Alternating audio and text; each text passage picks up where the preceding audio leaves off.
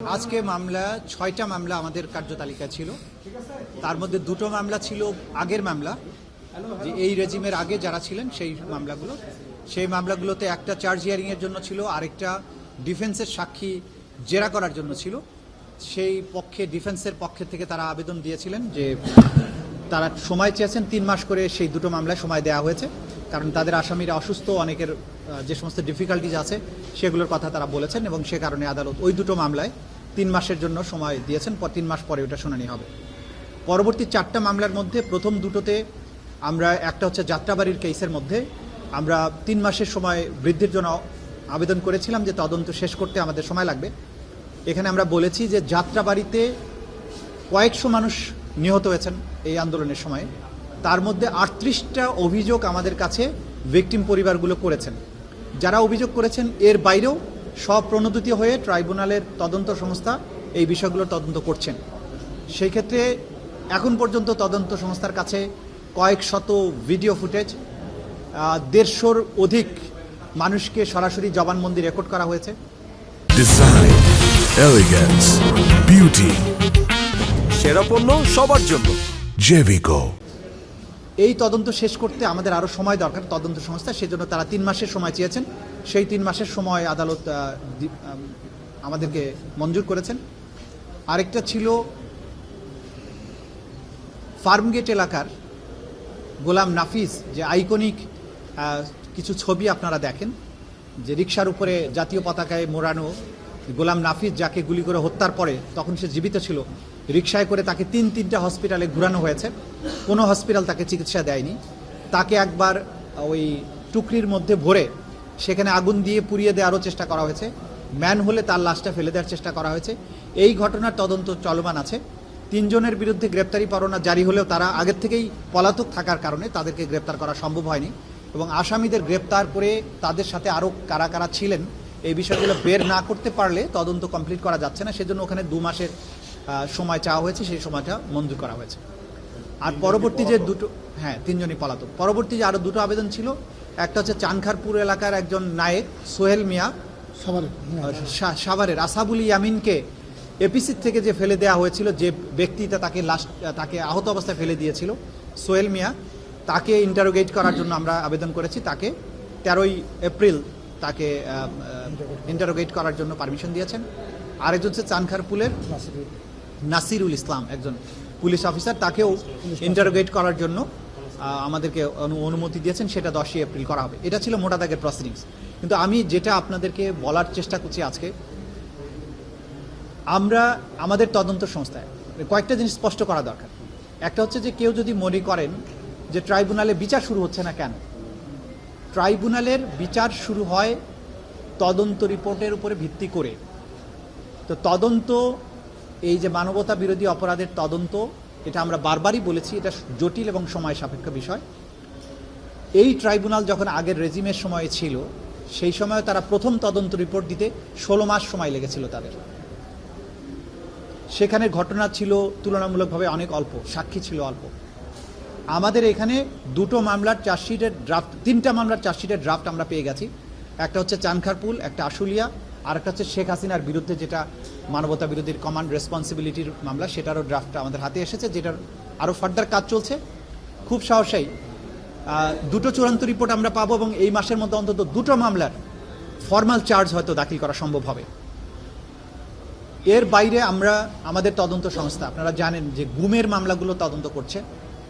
3টা জটিলতম গুমের সেন্টার, আয়নাঘর আমাদের এই ইনভেস্টিগেটররা তদন্ত করেছেন, আবিষ্কার করেছেন। তার মধ্যে টিএফআই সেল বলে যে সেলটা ছিল, সেটার ভেতরে যেটা ভূগর্ভস্থ অনেকটা বলা যাবে, সেমি ভূগর্ভস্থ সেলগুলো আবিষ্কার করেছে, যেগুলো ওয়াল তুলে বন্ধ করা হয়েছিল, ওয়াল ভাঙতে হয়েছে,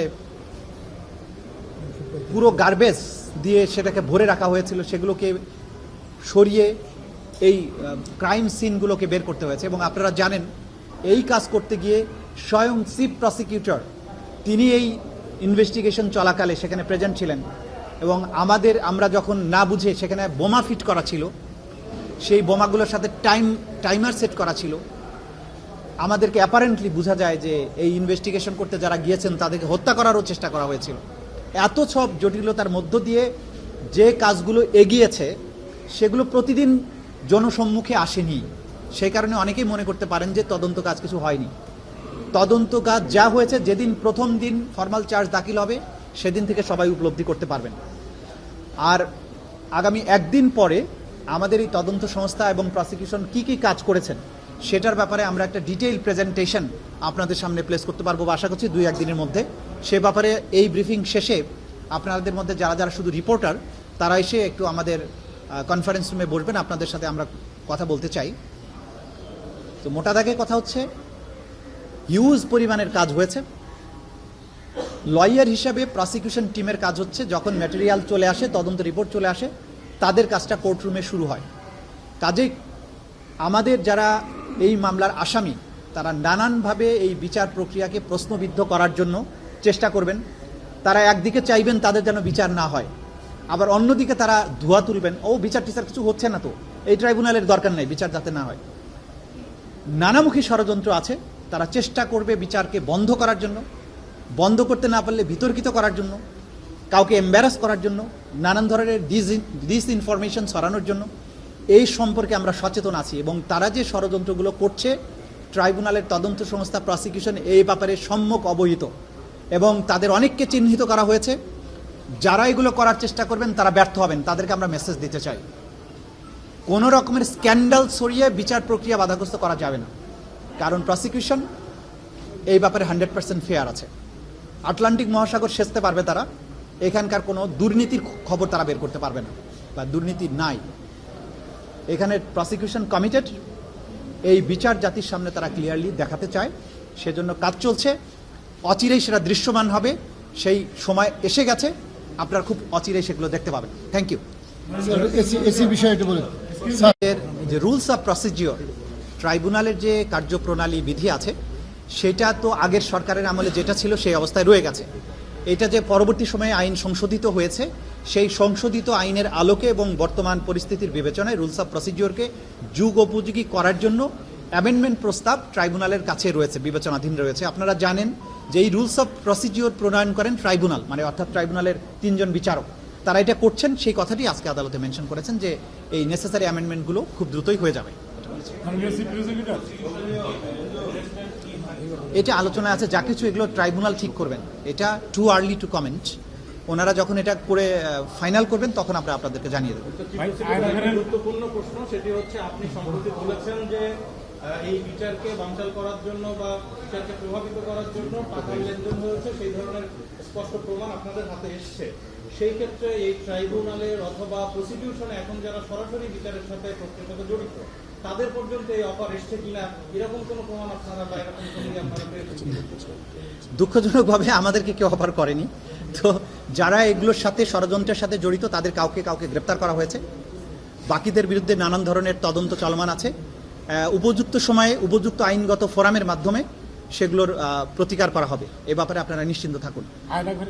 জি, বোমা ফিট করেছে, বোমা ফিট করেছিল, ওইটা হচ্ছে যদি লোকেশনটা বলেন এবং যারা ফিট করেছে তাদের কি না, এই ব্যাপারে আর ফার্দার কোনো কমেন্ট করছি না, সময় হলে জানতে পারবেন।